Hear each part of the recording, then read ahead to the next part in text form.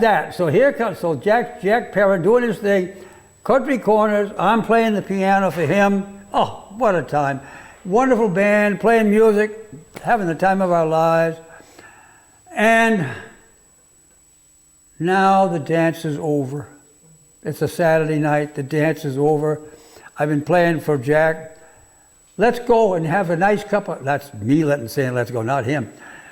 Next door to the house next door. Whose house was that? Mr. Quigley and Mildred, Mr. and Mrs. Albert Quigley, Quig so-called, lived next door.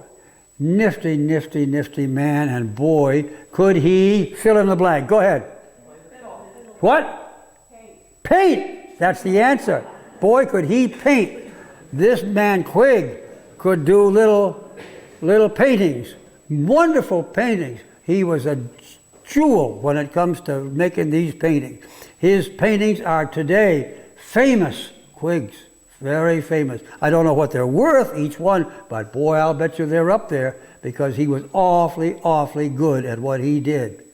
So anyhow, after each dance was over, Bobby McQuillen, that's me, would go pop, pop, pop, pop, pop, over to Quig's kitchen. Well, go to the house anyway, and bang on the door. Of course, he knew damn well who it was. And he said, come on in. And so I'd go in, and I'd go into his kitchen. And you'd look around the wall on his kitchen. What was hanging on the wall? What? Fiddles. A whole bunch of fiddles hanging up on the wall. Probably 8 fiddles, at least. And how about the coffee? Was the coffee any good there? Bet your bippy it was. After a dance, working hard all night, you know, go over to Quig's, him and Mildred, sit down. Cup of coffee. Want some coffee, Bob? Sure. And so I'd get a cup of coffee and I'd relax, and I was so enjoyable of that. It was such a treat. Quig was a lovely, lovely, lovely man. A real sweet. And of course his wife was out of this world. Sweetest woman. They got 3 kids. Barney is one, Tammy is the other, and then there's one more, Terrence, I think his name was. 3 of them. But Barney is the one that you might know about now, because he's been in the area here off and on, still is. So anyhow, all those folks, the house is gone. No house, no Quig house, gone. Nice library, that's good. But no, you can't get a cup of coffee in the library because it, you know. So, get a book. So anyway, now comes Christmas. I don't know what year, can't tell you. No, what year. I can't begin to guess. 70s, probably. And Ralph's calling a dance out in Keene at the, what the heck called? Can't think of it. Masonic Temple. I got it right. At the Masonic Temple. That's what it's called, and maybe still is called. So anyhow, dance at the Masonic Temple, which I had already done before. But it's Christmas holidays. And this is what I think. This is when I think. I know the what, but I'm not sure about the when. But I'm pretty sure it's Christmas and cold. And lo and behold, I came down. I'm going to go do the dance. And I came down with a set of bronchitis like you wouldn't believe. And my chest was sore, and I was raising, God forgive me for telling, raising material, and I was sick as a dog. And I think I had a temperature too. I was a hurting unit, as the kids would say these days. Well, that's my school kids teaching me. And so I was a hurting unit. And so anyway, I finally called up Ralph, and about 3 or 4 days before the dance that I was supposed to play for at the Masonic Temple, with him, Russ Allen, Dick Richardson, and Quig. I said, Ralph, I can't make it. I'm sick as a dog. Well, he said, Bob, that's the way it goes. You got to just do what you got to do. And I said, thanks a million, Ralph. So I hung up and went about my business. They did the dance.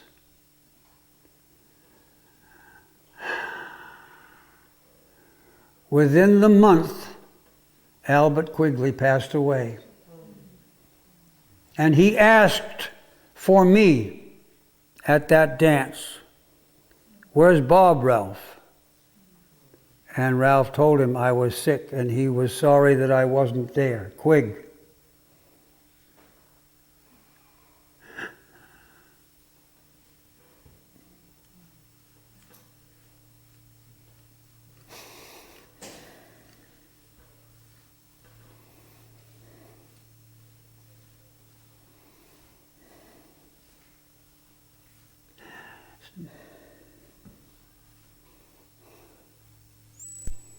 So anyway, I never saw him again.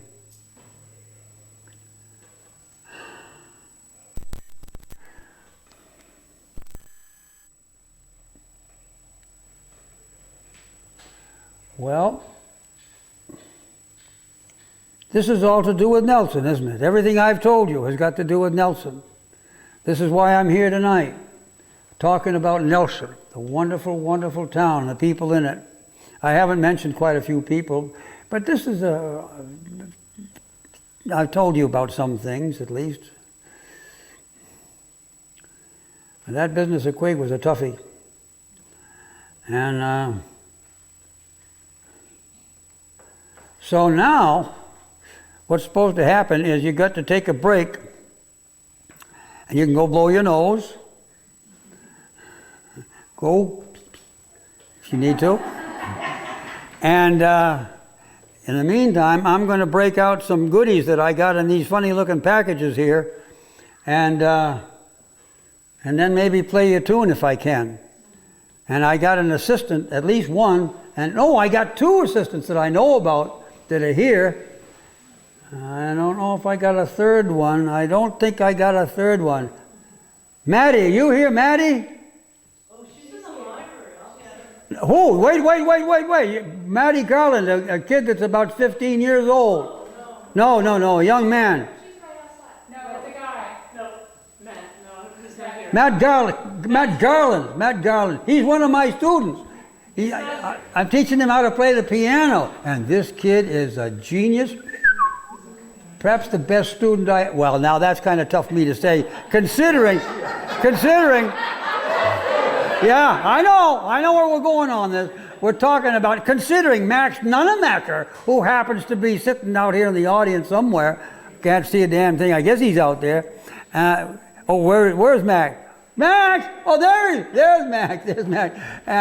But this kid, though, just to say, Max is cool. Max, I can show him a thing, and bang, he's got it too. So he's genius. But I tell you what, he's about 1 point less than this kid. I'm not kidding though, but that's almost even Steven. But this boy, honest to goodness, I have never seen a guy catch on to stuff so quick as this kid does. This kid is amazing. So anyway, what's that got to do with the price of egg?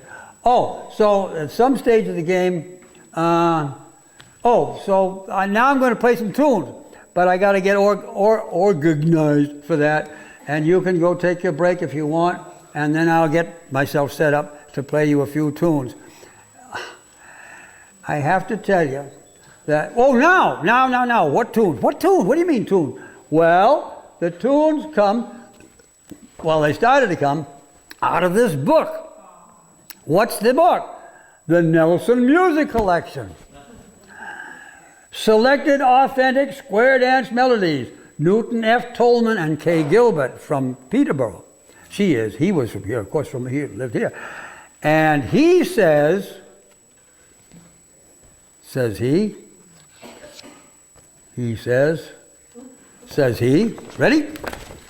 He says, Newton F. Tolman was born on the ancestral farm, Newton F. Tolman was born on the ancestral farm in Tolman Pond, at Tolman Pond, Nelson, New Hampshire, in 1908, and lives nearby. Studied flute several years when young. Continued to play square dance music as a hobby, sometimes professionally. In recent years, again took up active practice and study. Parentheses, see and alto flutes and piccolo, and has done some teaching. Played when time could be spared from writing books at Newport Festival and elsewhere, occasionally on TV, and regularly at Nelson. 4 years ago, began systematically collecting and studying traditional square dance music, expanding on some knowledge of the music which had been handed down in the family for several generations. Books by Newton F. Toulmin include Northman, blah, blah, blah, blah, blah, nothing to do with the music. So anyhow, well, you do care, but Marloons are always dancing, always laughing. So, he wrote. He's a great writer. Fun to read his stuff, his books. This woman, Kay Gilbert, lives in Peterborough. A few years ago, became the pianist regularly playing for the Nelson Square Dance Group, and in addition has taken up the flute. Now makes various aspects of instrumental folk music her main occupation. The design, blah blah. She designed the book. Nifty woman. She's gone. She's gone now too. So's Newt. Newt are both gone. Her and Newt are both gone. Better to a better place. So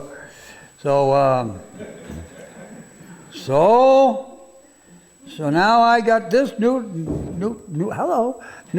Melton music collection, and I have tunes in it. And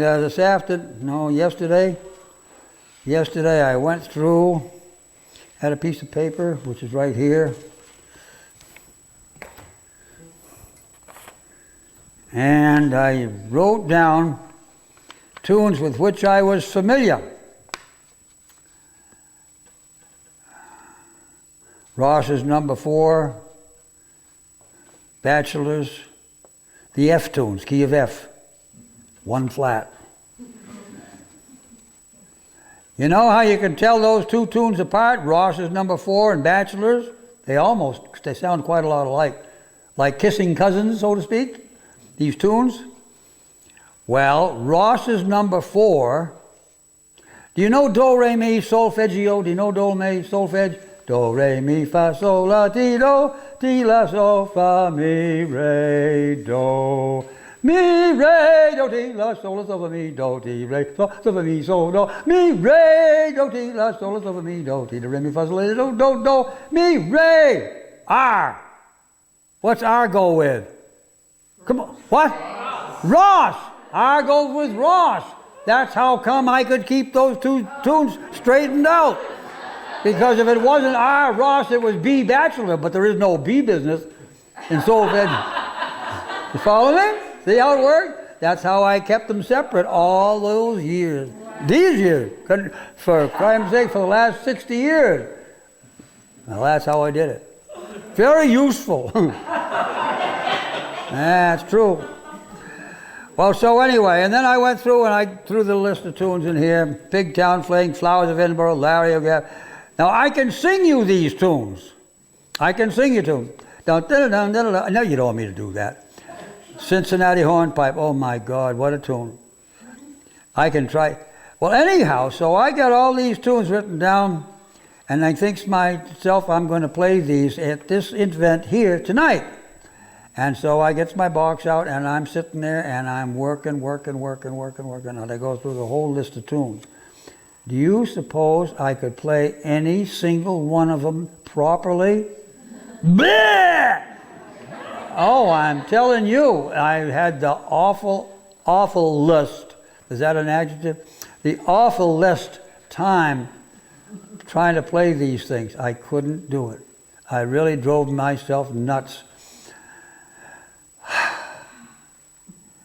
I love the tunes, but I'm going to do the F's, the 2 F tunes. I'm going to play those, but there's a reason, and I'll explain to you the reason. And when I do, you're going to explode. So, without further ado, let's investigate the F tunes. And you can go out there, do things.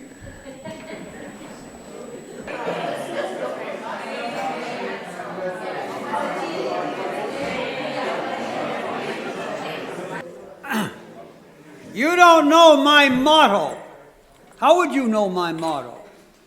Would you like to try saying my motto before I tell you? What's my motto? It's what? Fun to be dumb. That's why I did what I just did, because it's fun to be dumb.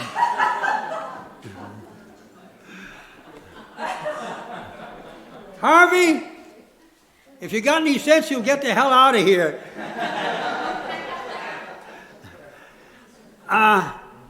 Is there anybody here younger than 16 years old now? Good. I want to tell a story.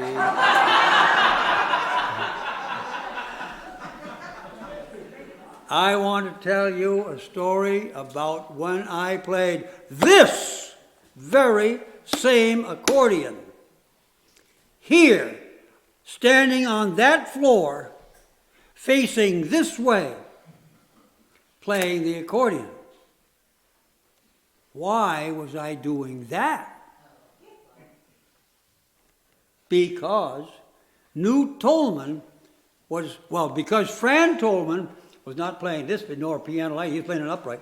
A piano over here, Fran Tolman, Fran piano, playing the piano.